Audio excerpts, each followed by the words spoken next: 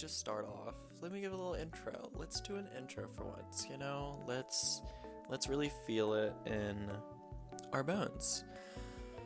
Okay, so first of all, I am filming this on a Tuesday, and it's coming out the next day. Hey, I didn't film it the day of. Are you proud of me? Hey, are you proud of me? Second off, it is currently election day, so yeah. And it's also my off day. And it's like 2 p.m. around 2 p.m. Sorry, my computer is charging because it's been dying for some reason. Hey, I don't know why. So it's charging on this side. So if you see me do a little glance, don't worry about it. But today we're gonna be doing part 2 of watching 31 horror movies in October. This is gonna be 17 through 31 of the movies. Yeah, I noticed you guys liked it, which is good. Not me like saying like a bad thing, which is good.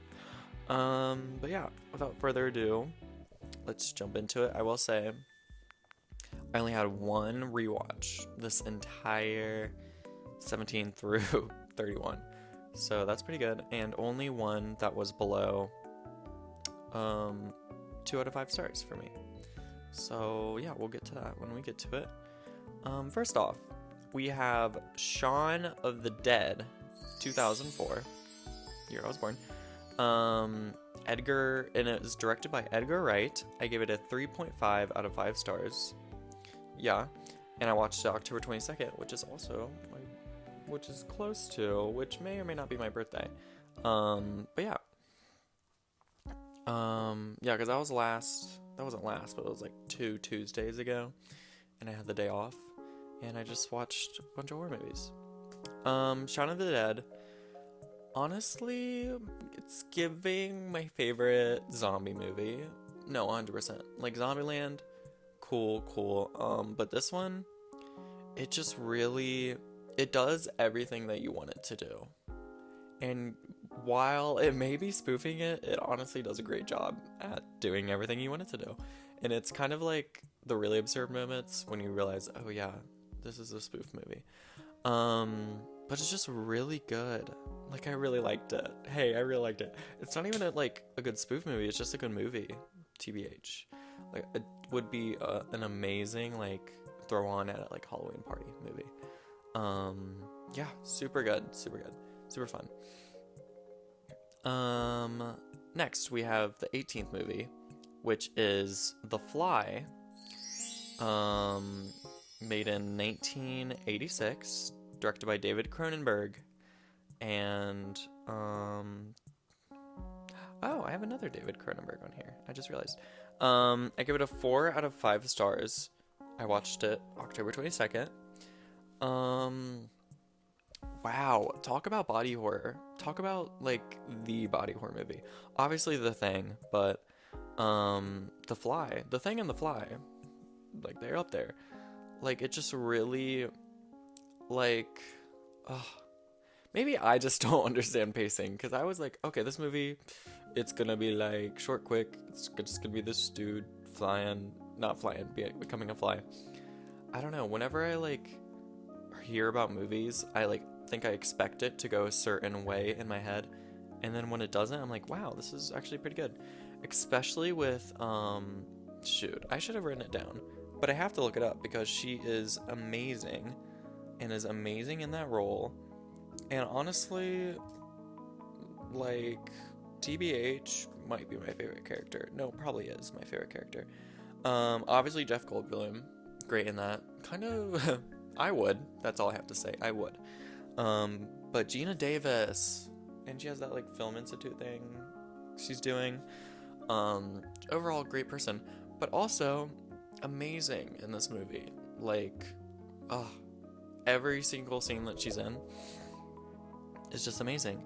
And good pro-choice ad. Hey, had to date the video a little bit. Good pro-choice ad, so, yeah, watch that. Yeah, just so good. I'm obsessed. Let's see. For the 19th film was Carnival of Souls, And it came out in 1962, directed by Herc Harvey, and I gave it a 3 out of 5 stars, and I watched it on October 22nd. I saw this because of a video by, I forget, I'm gonna add him, but, yeah, by a YouTuber, and I was like, okay, let me give it a try. I said, okay, I've actually seen this Carnival of Souls, like, on Max, and I was like, oh, should I watch it?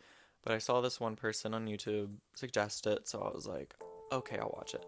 I will say, actually scary parts in this. Like, I would say more disturbing, but definitely, especially for the time that it came out, definitely pretty good. Like, I was like, okay. I will say, like, with these movies that come out around these time, you always have to, like, strap yourself in and just kind of, like, know what you're gonna expect. Like, there was a few times I had to just pause in the movie and, like, take a break because it's just so dense, I guess is the word. But, you know, it was good. It was good overall. Pretty good. Good characters in it, too. They really made it interesting. But yeah, it was fun. Ugh. Even the main girl, I'm like, okay, she was cool. Now the 20th film that I watched was An American Werewolf in London. Now, I need to get my little encyclopedia back out because, oh my god.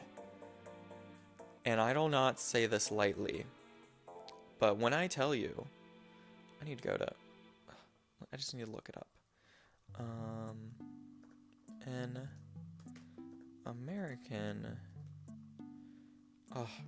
American Embassy, An American Werewolf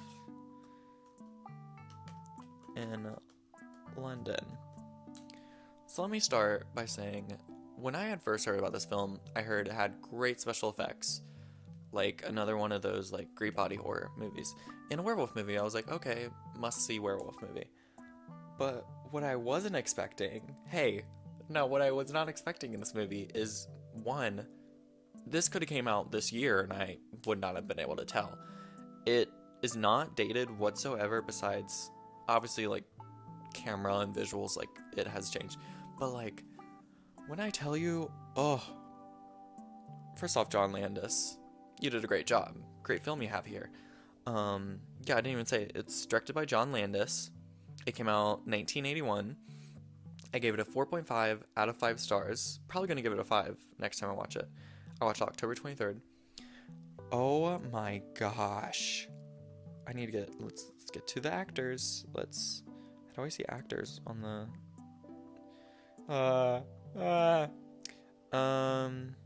David Naughton.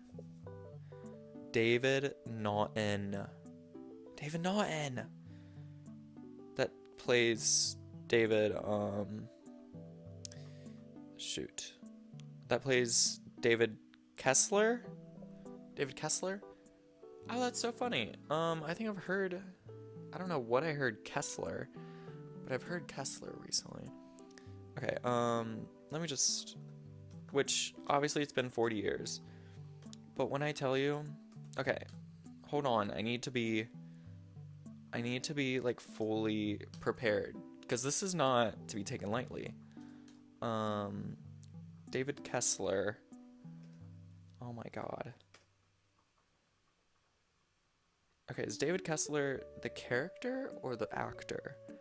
No, shoot, it's David Naughton. There it is. David Naughton. Oh my god, it feels like this movie was made for me. First off, I love Ginger Snaps. It's one of my favorite movies. I always have a soft spot for, like werewolf movies. But I really wasn't expecting much of this. I was like, okay, it's gonna be a werewolf movie with great special effects, good body horror. But first off, it's funny. It's actually really funny. Again, it's not dated. It feels like it came out this year. Like, such real characters as well. Even the nurse, what's-her-face. Even Nurse What's-her-face. Great. I think she was in something where she was, like, a mom or, like, something like that. Oh Oh no, that's gonna bother me. She was in, what was she in? Oh, it's something I should know. Shoot. Wait, let me look it up. Sorry, but even the nurse who is the love interest. Oh wow, I guess it makes sense. She's gotten older. But she was in something else where I was like, dang, okay. Child's Play 2, that's what it was. And I just watched that too. That makes sense. Yeah, she was the mom in Child's Play 2. That's so funny. Oh my god. I'm getting sidetracked. But yeah, obviously she's great. The whole like story, like plot line, especially with the doctor too.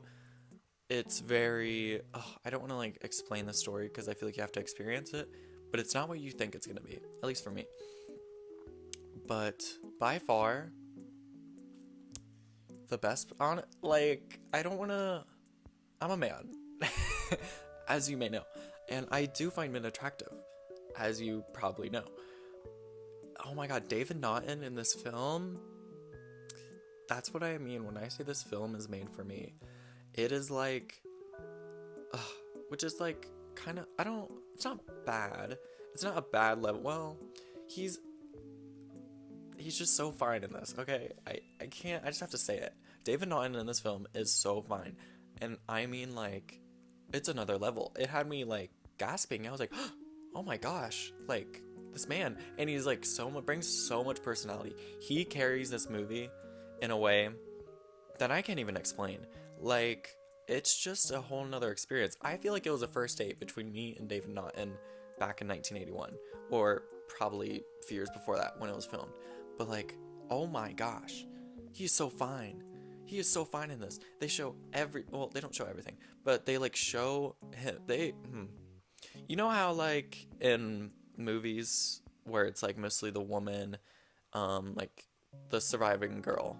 No, the final girl, and it's like kind of like okay, like they show their boobs or something, or like they show them in a sexy outfit. It's basically that, but with, David Naughton. Mr. David Naughton. And, like, I'm sorry, but, again, as I said, I'm a man, and this is what I'm gonna do. I'm sorry. I just, like, I can't. Oh, my gosh. Bro is just so fine. Okay, I need to move on. Or, again, we're already 13 minutes in, and we're, like, 3 films in. Okay. Let's get going. But you have to watch it. You have to understand what I went through so that you can see it and you can go through it. Next we have 21st film, Killer Clowns from Outer Space, 1988. A lot of movies from the 80s here. Directed by Steven Chiodo. I give it a 3 out of 5 stars. It came out October 25th. Now, when it says Killer Clowns from Outer Space, that is the only good part that is in this movie. The rest kind of sucks. Acting, actually horrendous. Cannot watch it. I hated it. But like the killer clowns end up killing most of these people, so it's fine. But like, oh my god, the acting. But I will say, the killer clowns, and I mean, I gave it a 3 out of 5. So the killer clowns and like the creative like deaths that they do, they raise it up. They definitely carry the film. Yeah, it was super fun. Like, I don't regret watching it. It was super great. Just very, it feels like they have the special effects of like a blockbuster movie, but they have the acting of like a Stephen King TV, like ABC or whoever would make Stephen King movies, like kind of that thing, like Cujo, even though Cujo acting was good. I don't know, maybe like Salem's Lot, even though I haven't seen that. I don't know, I'm just trying to say, like it, like that kind of cheesy TV, made for TV acting, like that kind of thing. Anyways, but yeah, overall good movie. Next, the 22nd movie, Lisa Frankenstein, came out 2024, directed by Zelda Williams. Gave it a 3.5 out of 5 stars. I watched it on October 25th. Overall, kooky movie. Hey, Cole Sprouse, get back into acting. Love this. Just so kooky. Like, they don't. Just a creative story, okay? If anything, it's a creative story, and it goes directions that you don't expect it to go, but it kind of works. And also the main girl, I forget her name, but I'll probably put it in. Maybe I won't. Probably will. Is literally Chapel Rowan. Maybe I'll do a side by side. I don't know, but giving Chapel Rowan. Anyways, sorry. Very enthusiastic, which is better than probably what it was in the last one. Next, 23rd film I watched was Sleepaway Camp. Came out 1983, directed by Robert Hiltzik. I give it a 3 out of 5 stars. I watched October 27th. Now, this movie is, I almost want to have my like freaking letterboxd open, because when I tell you, I don't like the messages that this movie is pushing. But I do like the fact that it's like a fun summer camp kind of movie. And I don't know, it's like it's giving like Friday the 13th. Like, it's kind of that energy. But when I say, I'm not saying again. But once you know the twist at the end, and it's just kind of like, you know what's going to happen. It's like, because obviously, especially me, because I've like watched so many like movie reviews and stuff like that and things about movies, that it's like, okay, I know what's gonna happen basically. It's just those fine details that I'm interested in. And I don't know, I feel like they tried too hard to make it something that it's not. Or I don't know, they're probably just pushing this like anti-trans agenda on the people that watch it. But I don't know, it was good for like a little bit. Oh, it was the special effects that I liked. The special effects were really good. Yeah, like the kills, so creative, so good. But the overall like plot and theme of the movie, just not the best. But you know, I didn't dislike the movie, so there's that. What is it next? 24th film, Totally Killer, came out 2023. Directed by Nanachka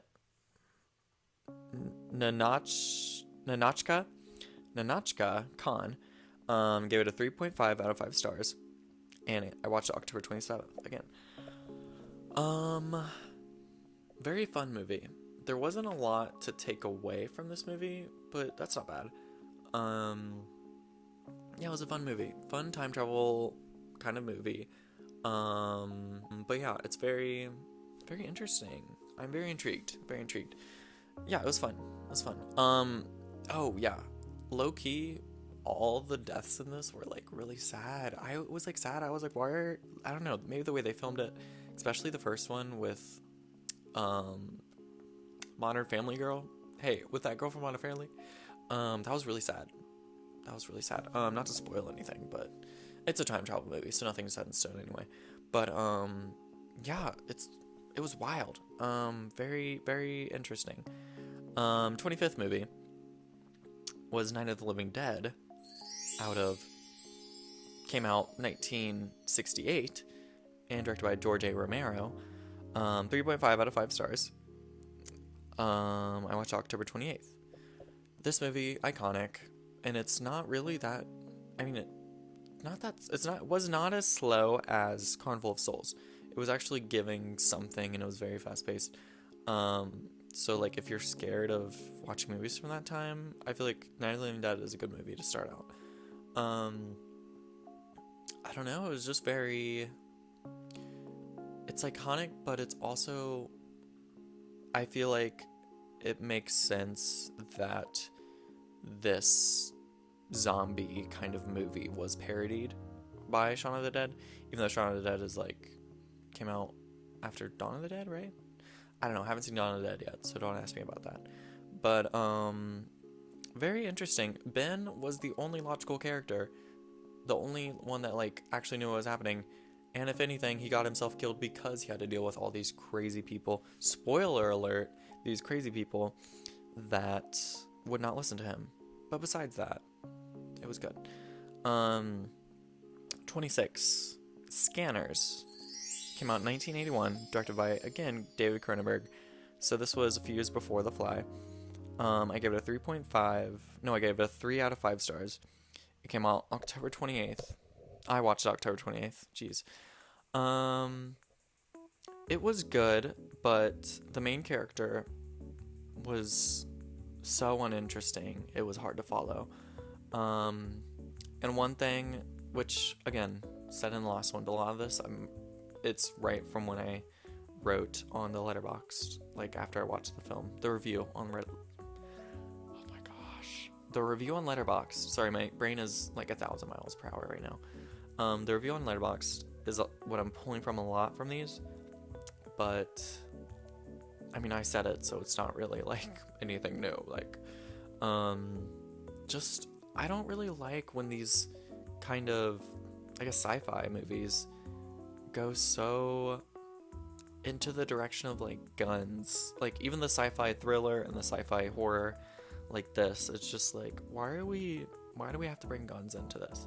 And I mentioned Annihilation in my Letterboxd review because I feel like that's such a great example of when sci-fi is actually made horrifying, because it just really leans into it, which I like. This one, not so much, and it is in dire need of an interesting character, or anything interesting for that matter. You would think movies about people with the most powerful brains in the world would be a bit more interesting, but nope. I was kind of like, alright, I don't know, I just wish maybe it leaned more into it. Enough with the guns, enough with like all this stuff that does not matter in the grand scheme of things. Lean into it. But yeah, overall, good movie. 27th movie. My Best Friend's Exorcism came out 2022. Directed by Damon Thomas, and I gave it a 0.5, so half a star out of 5 stars. I watched it October 28th. Do you remember when I talked about Texas Chainsaw Massacre, the 2022 one? It has one of the same actresses from that one. No shade on her, she's trying her best, but the movie in general was trying so hard to go on, like, no, it wasn't trying so hard. It was going in so many different directions that it did not nail. Like, I think it was 30 minutes in, I was like, okay, we're finally getting somewhere, and it just never did a satisfying, like, kind of thing for it. I don't know, it's just like, it wants to talk about this person's stuff that's going on, and then, oh wait, no, we're back to the exorcism, and oh wow, like, her body is like, she's actually getting like possessed right now. Oh wait, no, JK, we're gonna go full steam to this weird church group that's going to the school. Oh wait, no, something happened with the main character where she did this. Oh, JK, that doesn't matter. Let's look at these other side characters. Wait, what's going on with them? Oh wait, no, never mind. Let's go back to this love interest that's happening. It's just so much, and it does not work. Literally not a single thing worked. I wish I would have just watched Jennifer's Body. Jennifer's Body, at least, at first I was like, 30 minutes in, it kind of picked up some steam. I was like, you know what, this is like the opposite of Jennifer's Body. You know what I mean? Hey, you know what I mean? Where it kind of deals more with like the social aspects of high school rather than like the murders that are happening. And I was like, okay, I like this like kind of warfare that's going on with the supposedly normal girl and her friends. Like, it's an interesting take that they're doing, and it's interesting how she's like kind of torturing her friends. Well, I guess the devil that's inside of her. But no, it just doesn't even really do that right. And it's just kind of like, okay, what do we even have here? We have this like main character who, honestly, exhausting to watch. Like, I can't do both of them, both the main characters.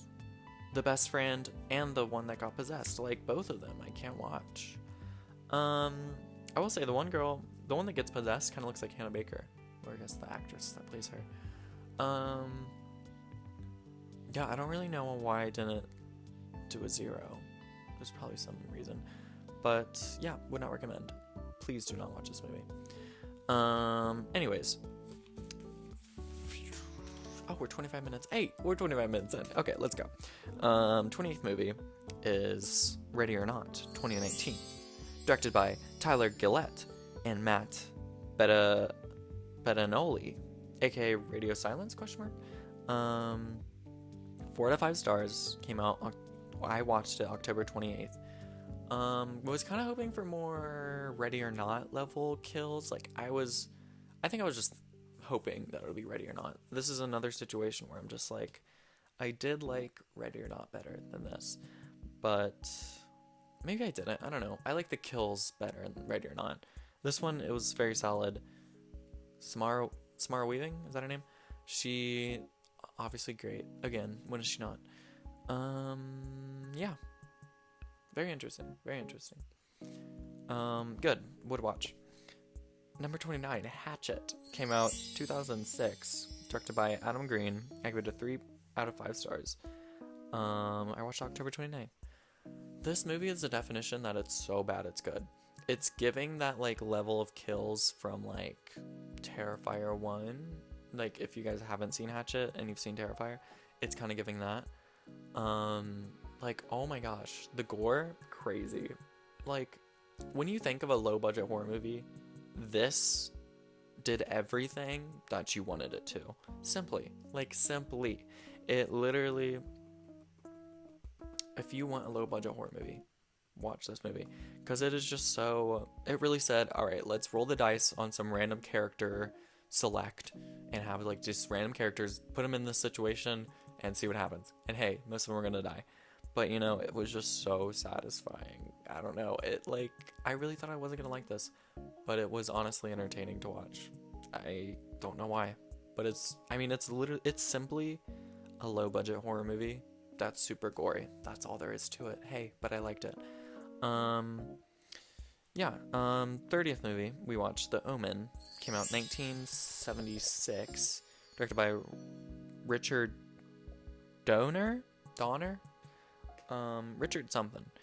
I give it a 3.5 out of 5 stars. I watched it October 31st. It really just made me want to play, because I remember my only experience with this game, obviously besides like hearing about it, was, oh my god, with this game. I called it a game because I only know this movie because of the video game that came out a few years ago, and I remember all the YouTube people were playing it, and I would like watch it, and I'd be like, oh my god, this is so cool. It kind of just made me want to like rewatch those videos, but overall, good movie. Yeah, it's a good movie. I feel like you just need to watch it. It's unlike anything that's came out before. It's a classic. It's one of those essentials. You just need to watch it. Next, we have the 31st movie. This one is the rewatch, and it is Scream, and it did come out 1996, directed by Wes Craven. I gave it a 4.5 out of 5 stars. This movie, the more that I rewatch it, I don't know if I'm getting like attached to the characters or what's happening, but I get sad. Towards the end, when like it starts to go sideways, I'm like getting sad. I'm like, oh my gosh, why did you have to do that to her? Like, ugh, you're being so mean. Like, I am fully like enthralled. I think these people are real people. I actually get sad. I don't know, like, I don't know what it is. It's very specific types of horror movies where that will happen. I was like sad. I was low-key sad. I was widowy sad. But that's it. It was very fun. I am excited to do this next year. I was thinking of a challenge to do for myself next year. I think I'm fine with this 31 horror movies every year. Maybe I'll do something like another month. I don't know, depending on how much free time I may or may not have ever, but we'll see. I do want to do, I was reading a little bit yesterday, and I'm like gradually not forcing myself to do it because it's not going to work like that. I'm gradually like picking it up more and more, picking the books up more and more. So we'll see. I might have one of those coming out. We'll see. But yeah, hope you like it. Hope to see you again. Yeah, I think that's it. There's not really much I have to say. I'm gonna go get some coffee. Peace.